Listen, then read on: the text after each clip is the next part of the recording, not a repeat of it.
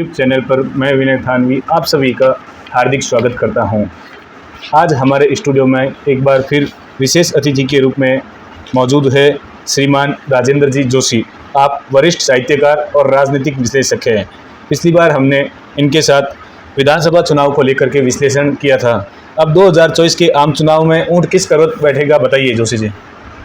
आपका बहुत बहुत आभार कि आप निरंतर अपने दर्शकों को, पाठकों को ताज़ा जानकारी देते रहते हैं और यह आप एक जागरूक पत्रकार के रूप में स्थापित है। मैं सबसे पहले तो आपको बधाई देता हूं कि आपके चैनल के माध्यम से आप अपने दर्शकों से रूबरू होते रहते हैं। 2024 का लोकसभा चुनाव अभी देश में चल रहा है। पूरा देश एक ही टकटकी लगाए बैठा है कि 10 साल के बाद इस वर्ष 2024 में सरकार कौन बनाएगा, राम बनाएगा या कौन बनाएगा।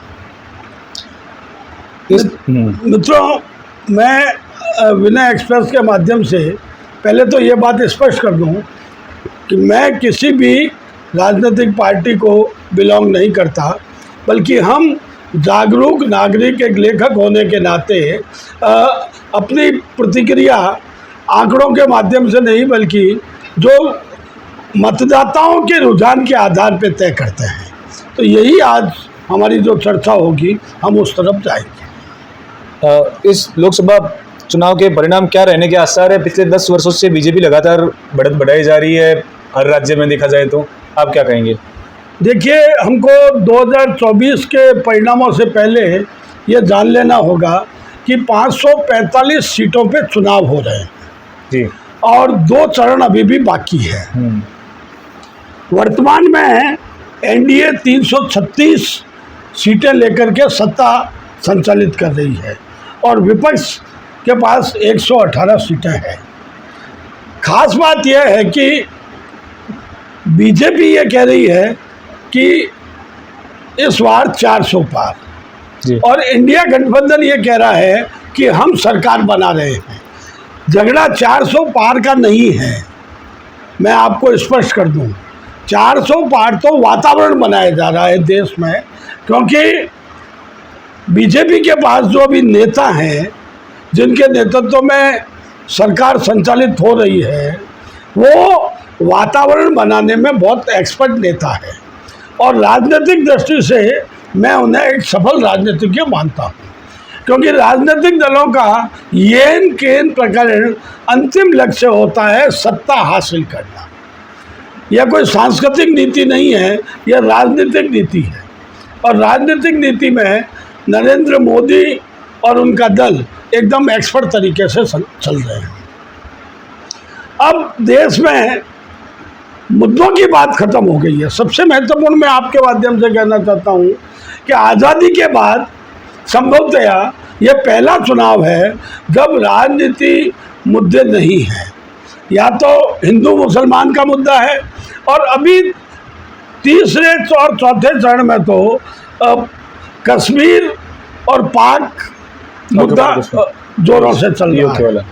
तो मैं ये जानना चाहता हूँ राजनीतिक दलों से और मतदाताओं से कि क्या मुद्दों की लड़ाई खत्म हो चुकी है?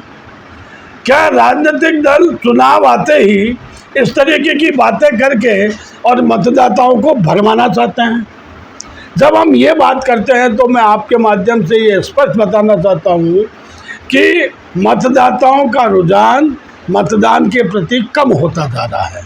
अगर आप पिछले चुनाव का आंकड़े, संख्यात्मक आंकड़े लेंगे तो इस चुनाव में सबसे कम मतदान हो रहा है। यह क्या कारण है? यही कारण है कि राजनीतिक दल मुद्दा विहीन चुनाव लड़ रहे हैं। ये आपने अच्छी जानकारी दी हमारे दर्शकों को। क्षेत्रीय दलों का देश की राजनीति में क्या प्रभाव हो सकता है, इस पर थोड़ा प्रकाश डालिए। देखिए, मैं आपके माध्यम से बताना चाहता हूँ कि केंद्र में सत्ता के लिए कश्मीर से कन्याकुमारी तक एक नेता चाहिए, एक पार्टी चाहिए, एक विचारधारा चाहिए। जो क्षेत्रीय दलों के साथ मिलकर के अगर सत्ताएं हासिल करना चाहते हैं तो वो खिचड़ी सरकार होती है। आप देखिए कि क्षेत्रीय दलों के पास केंद्र में जब जब सत्ता उन्होंने बनाई है तब तक वो सत्ता पूरे 5 साल चली नहीं। क्षेत्रीय दलों की भी स्थिति मैं आपको स्पष्ट कर दूं कि पूरे हिंदुस्तान में नहीं है।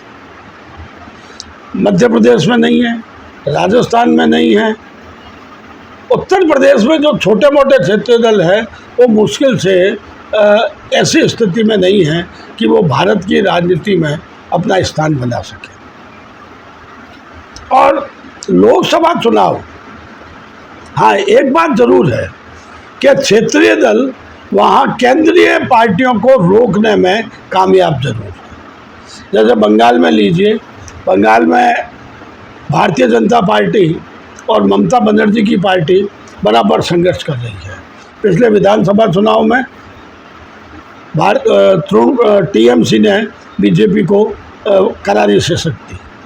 केरल में आप देखेंगे, हालांकि वो क्षेत्रीय पार्टी नहीं है लेकिन वो क्षेत्रीय सही वातावरण है कि लेफ्ट पार्टियों ने कांग्रेस को शिकस्त दी और वहाँ पे कांग्रेस को सत्ता में नहीं आने दिया और लेफ्ट पार्टियाँ राज कर रही है।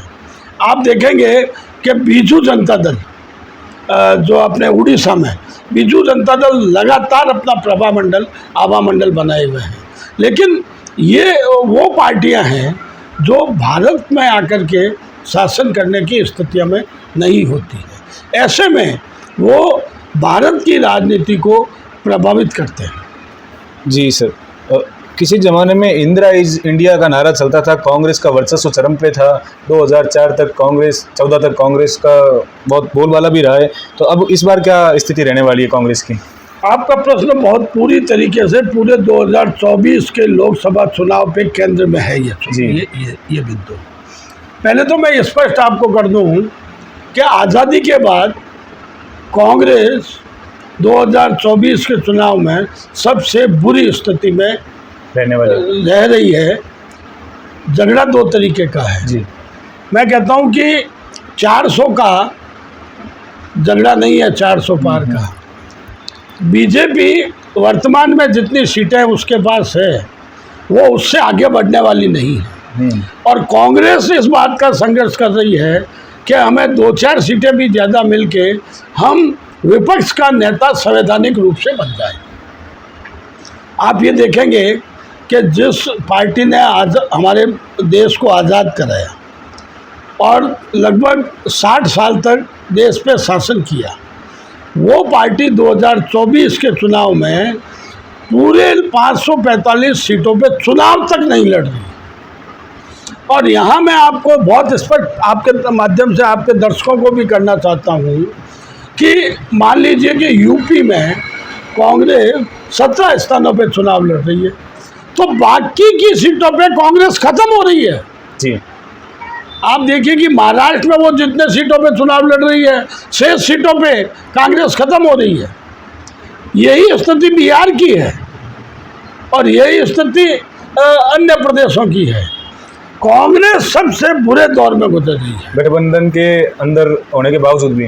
देखिए, गठबंधन होने से क्षेत्रीय दलों को तो लाभ मिल रहा है कांग्रेस का, लेकिन कांग्रेस को नुकसान हो रहा है। मैंने पहले भी एक आलेख में लिखा था कि कांग्रेस को इंडिया गठबंधन से लाभ होने वाला नहीं है जी। अब वो लाभ इस रूप में देख रहे हैं कि हम येन केन प्रकारे एनडीए को सत्ता से बाहर कर दें, जो मुझे लगता है इस चुनाव में संभव नहीं है। आंकड़ों की बात करें तो आपके विश्लेषण में कांग्रेस को कितनी, इंडिया गठबंधन को कितनी सीटें आ रही है और भाजपा को कितनी सीटें आ रही है? देखिए, मुझे कोई बहुत ज़्यादा परिवर्तन लग नहीं रहा है। अभी आप देखिए कि 336 सीटें एनडीए के पास है और 118 सीटें गठबंधन विपक्षी गठबंधनों के पास है। तो इससे अधिक कोई इसके आसपास आंकड़ा ही रहने वाला है, बल्कि एनडीए की कुछ 2-4 सीटें कम हो सकती है। अच्छा, विपक्षी की गठबंधन की सीटें अगर बढ़ भी जाए, लेकिन कांग्रेस को क्या लाभ होगा? जी जी जी। आप देख रहे होंगे कि बीजेपी के नेता इस बुरे दौर में, इस कमजोर स्थिति में भी जहाँ भी जाते हैं वो कांग्रेस को ही कोसते हैं। कांग्रेस को ही कटघरे में खड़ा करते हैं। ये क्यों करते हैं? इसका एकमात्र कारण है कि देश की राष्ट्रीय पार्टी कश्मीर से कन्याकुमारी तक कांग्रेस है जी। और कांग्रेस ही एक ऐसी पार्टी है जो पूरे देश में शासन कर सकती है।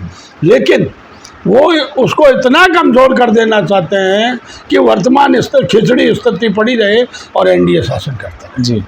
और राजस्थान पर आपकी क्या राय रहेगी? देखिए, राजस्थान में कोई बहुत ज़्यादा फर्क होने वाला नहीं है। हंसी आती है कि जब पिछले दफ़े लोकसभा का चुनाव हुआ था 2019 का, तो 2018 में यहाँ कांग्रेस की शासन थी जी। और उसके बाद लोकसभा का चुनाव हुआ और कांग्रेस एक भी सीट नहीं जीत पाई।